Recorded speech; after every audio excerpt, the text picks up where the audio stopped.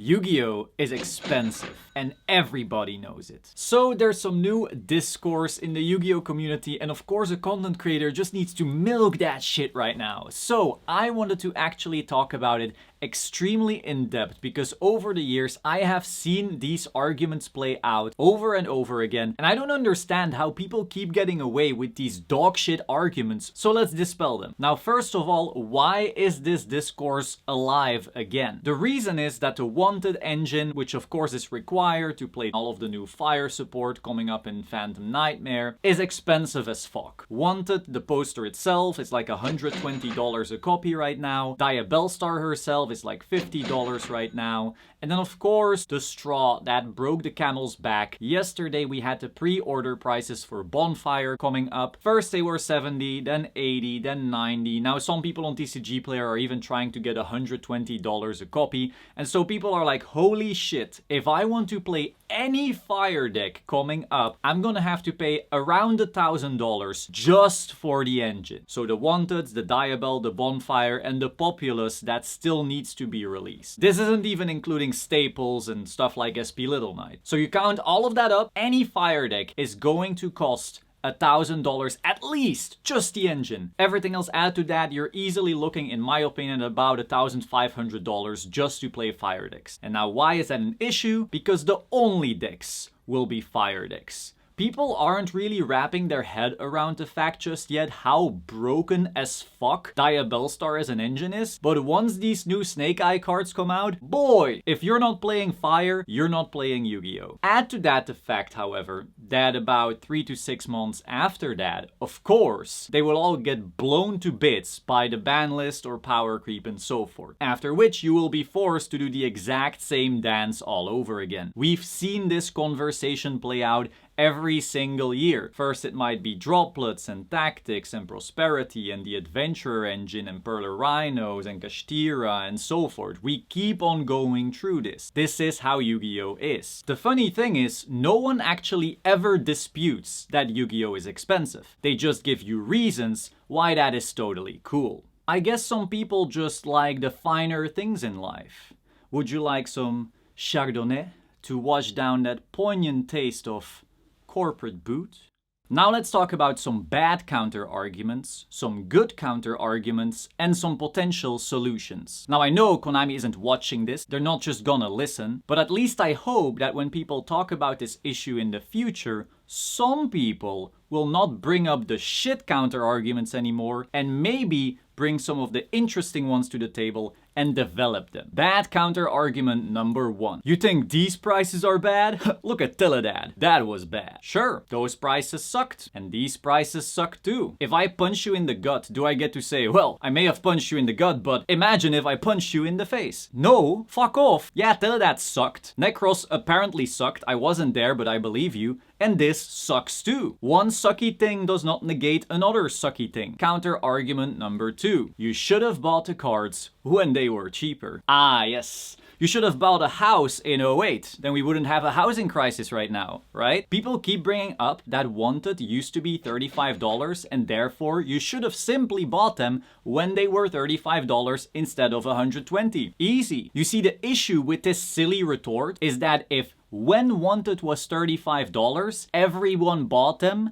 they would be $120 back then. This is what happens when inelastic supply meets elastic demand. Wanted was $35 exactly because the people you're talking to back then didn't buy them. Dogshit argument number 3. This is not Konami's fault. It's the seller's fault. They set the prices. Konami doesn't choose single prices. What this argument ignores is that stores need to make a profit. And so whatever amount they paid for a case, they will need to make that amount plus some from the singles. This means if Konami prints a certain amount of given cards inside a case and then sets the price of said case, they have indirectly set the floor and ceiling for the prices of the singles. If most of the cards in a set are dog shit, and then there's a couple good cards in there, maybe 1 or 2 potential staples, then those staples will need to carry the value of that entire printed product. This seems to be the case with the current set Maze of Millennia, where we see Bonfire being really good, we see Transaction Rollback being really good, and we see the Thrust reprint being really good. Everything else in that set currently seems to not be that hot, and so all of the value, all of the money that stores pumped into this set has to be extracted from those cards that everyone wants right now. The obvious solution to this is, of course, that we have to have less sets filled with dog shit that are then juiced by 1 or 2 crucial cards. A great example of this is the legendary Duelists of the Deep. That set should have never been printed, and putting a Forbidden Droplets reprint in there was the most transparent desperation move I have ever seen. The next awful argument, of course, is it's not Konami, it's not the sellers, it's the people paying those prices. They are the ones that ensure Konami keeps getting away with this. This argument comes from people who love Friedrich Hayek but have only read like 1 chapter. While it is true that if every single customer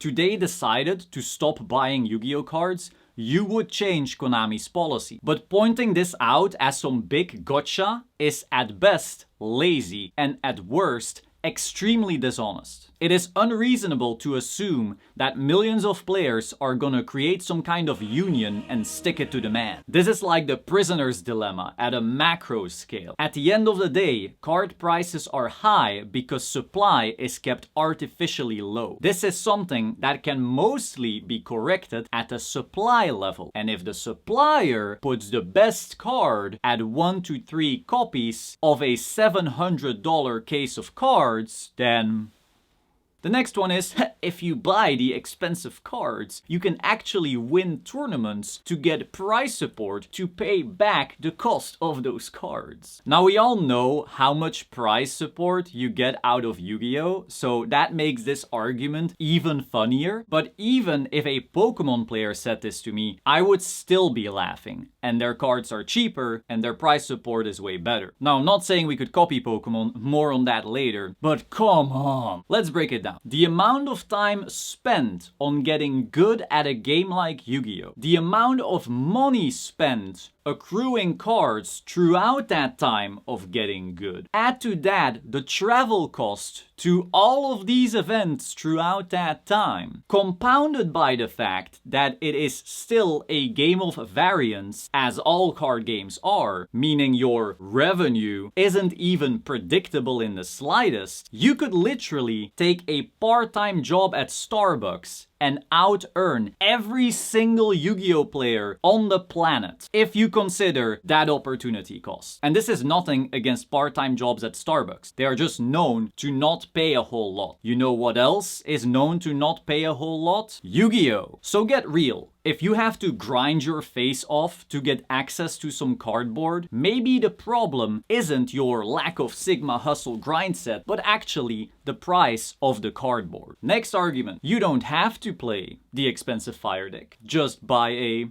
cheaper deck. Why? The fire decks are clearly the best decks. Expensive cards are clearly the best cards. Isn't the goal of competition measuring who's the best at competing? Shouldn't you want the barrier to entry being as low as possible so that a tournament measures who built and played the best rather than who spent the best? Don't get me wrong, I'm aware that at the highest level, everyone has access to everything. So at the end of the day, people winning tournaments are generally the best players because of their skill and not because of their money. If everyone has access to everything, and at that level they do, the difference is still made by their skill. But right now, there is still an artificial barrier to entry, and so you are still reducing the amount of active competitors playing at that highest level. You are still getting a distorted kind of look as to who can top and who cannot. So again, why should players be forced to pay these ridiculous sums to compete at the highest level? And then their next argument will probably go something like this. In other hobbies, there is also expensive equipment as a barrier to entry, like hockey sticks or golf clubs. The very best ones are also hundreds or even thousands of dollars. So Yu-Gi-Oh is actually pretty cheap. A lot of this aforementioned equipment often lasts years. Unlike in Yu-Gi-Oh, where your sinful spoil spell could very well be at 0 in a few months. Yu-Gi-Oh cards are made competitively obsolete once every few months on purpose. This is not the case with those hockey sticks or golf clubs. But more than that, expensive equipment tends to be expensive because of more expensive materials or high-end craftsmanship. This is not the case for Yu-Gi-Oh cards. The difference between a bonfire and a common Kuribo is virtually nothing, except for if foil costs maybe 0.05 cents extra. It is artificial scarcity, and this is very different from expensive equipment for other hobbies like horses or jet skis. Whatever. Expensive cards are a luxury anyway. You're not entitled to them. This is true. And if tomorrow Sony announced that the PlayStation 6 will be $30,000, you would still get to go, gee, that's expensive to an extortionate degree. Someone could then point out that luckily you can still buy cheaper consoles, so the expensive PlayStation 6 is just a luxury. And you could then explain to them that those other consoles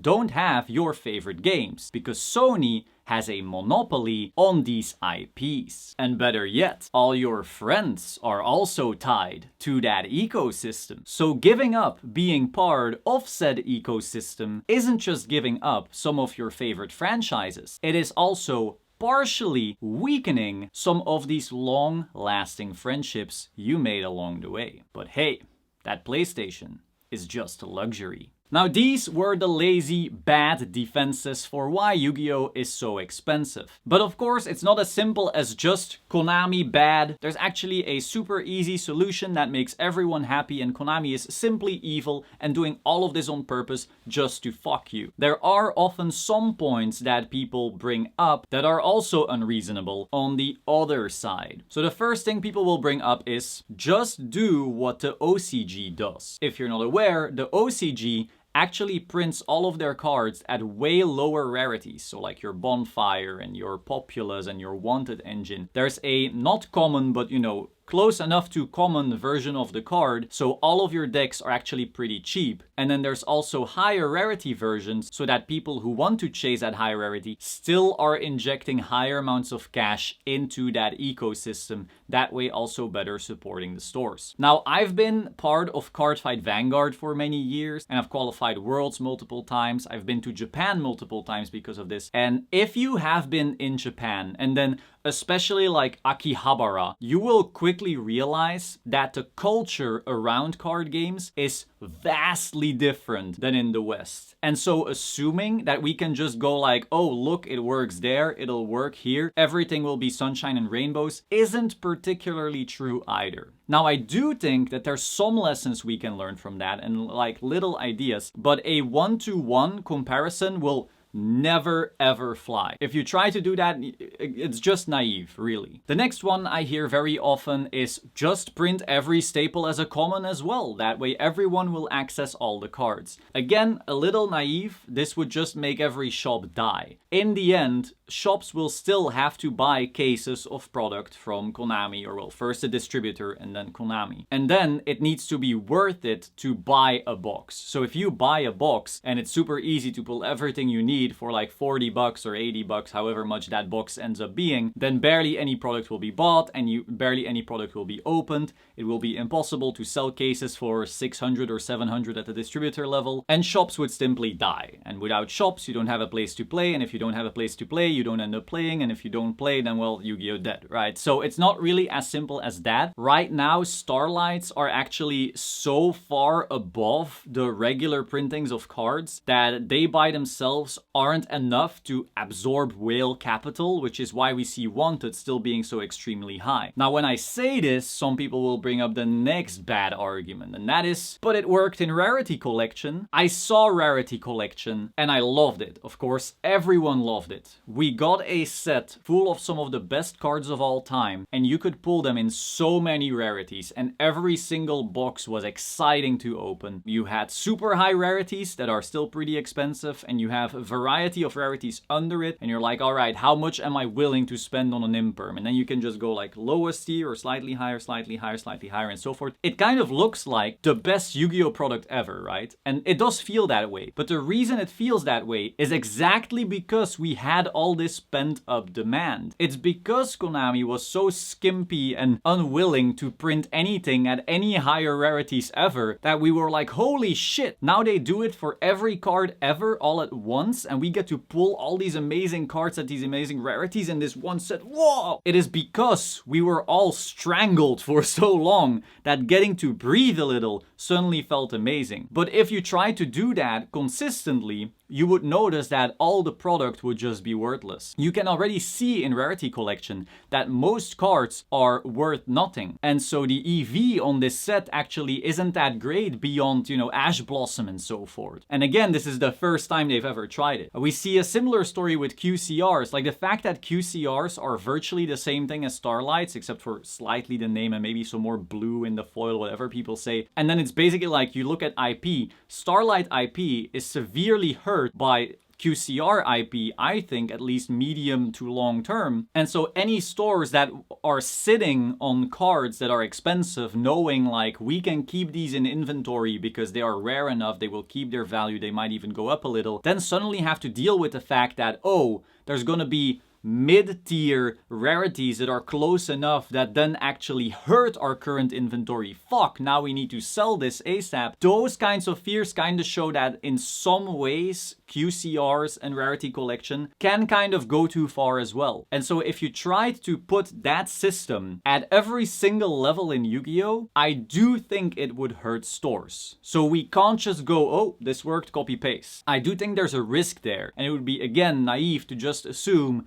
that we can make every single card cheap as fuck and this wouldn't hurt stores. And then this tends to lead to the final argument, which is Pokemon shows that it can be done, so we should do it too. You just print every staple at the lowest rarity, and then you print some super ridiculous high rarity, and then people buying the high rarity will automatically fund the people buying the low rarity. Problem solved. I really wish that was the case, but the issue is that Pokemon is largely bought up by kids and collectors, barely players. Now, of course, there are players, but their locals attendance, their tournament attendance in general is still much lower than Yu-Gi-Oh! In general, of course, I'm sure someone will say, oh, but my Pokemon locals, like, nah. In general, it's smaller. And so they can afford to kind of lose on the competitive players a little bit, or the semi-competitive players, because the box will be bought. You know, little Jimbo, 8 years old, wants his Charizard, he's gonna buy the box even if it's a competitive stinker. You know, Legendary Duelists of the Deep in Pokemon would still sell, cause holy fuck, there's a foil Blastoise in there, boys.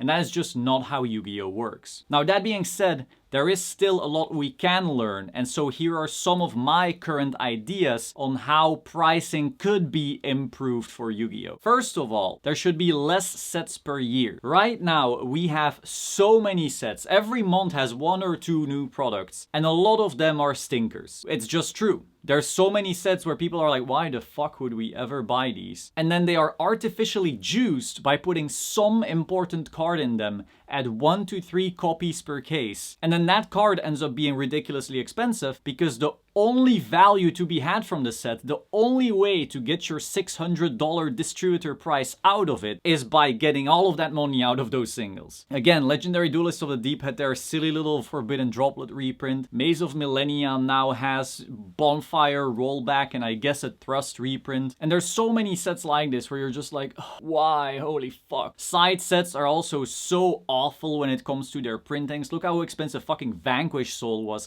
just because it's the only way to sell these types of sets. It is just not sustainable. And so there should just be less sets overall. You can very easily put this rogue support that doesn't really matter inside other sets at slightly lower rarities, and people will still have their support that way. Like look at the Fur Hire support at one point, or like Unchained at one point. You know, Unchained had what, 1 Ultra in a set and a couple commons, and that deck was still good. People still got their support that way. It doesn't have to be a separate set that almost no one wants, but you're now forced to buy because Triple Tactics Talents 2.0 is in there. The next one is you need to have more copies of each secret in a case. It is ridiculous that you can buy an entire case of a set and not have playsets of what you need? Like, you're paying $600, $700 at a store, maybe $800 if you're in Europe. Maybe America is luckier, I don't know. You can be paying so much for these cases and still maybe pull one copy of a card you need. Like, that is ridiculous. Before Rise of the Duelist, this was different. Before another set, it was even better, and so forth. Like, they have just been getting skimpier and skimpier with their ratios, and so that just needs to change. Another solution is that I think generic staples should only be ultra or lower. And then of course that means in main sets where you also have secrets. We already saw that you can still get value out of staples at super, like Bestial Magnamud, Bestial Druisworm, Bestial Saronir. These cards were still money, they just weren't ridiculous amounts of money. Now of course this was a little different because we had a tier 0 format, so everyone had to have Bestials, but there's still some kind of middle ground to be found here to where you don't have a new $100 staple every 2 months. And then finally, I do think we need even higher rarity versions of cards to put downwards pressure on these staples. Take for example Pot of Prosperity. It was printed at Secret and then also at Starlight, but Starlight was so damn rare that I don't know how much it is now, but it wasn't really putting any downwards pressure on the Secret Pot of Prosperity because it was so impossible to pull the Starlight anyway. Not a lot of people, except for like Pack and Team Samurai, are actually whaling at the level to where they were trying to get the Starlight Pot of Prosperity. However, if there was something like that, a tier below that, it would already help tremendously in ensuring that the lowest Pot of Prosperity wasn't actually that close to the Starlight. Now, of course, right now we've had enough reprints, so it's different, but you really need this at the initial release. Otherwise, you keep having this issue to where the staple comes out, it's $100, every single player now needs to buy it, you know, they have to spend $300 for this new staple. 6 months later, there's a new reprint in the tins or whatever, and then or they do a ban list, the whole price craters.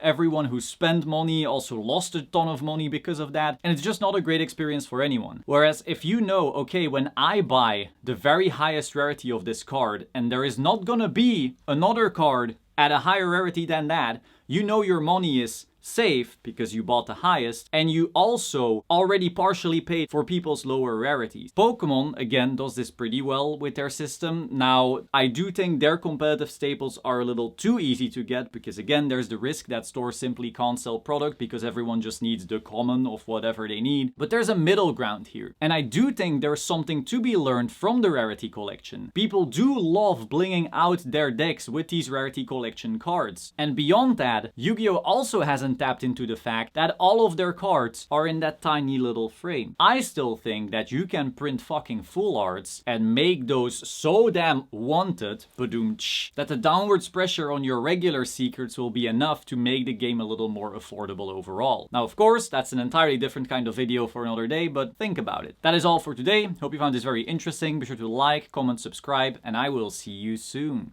Ciao.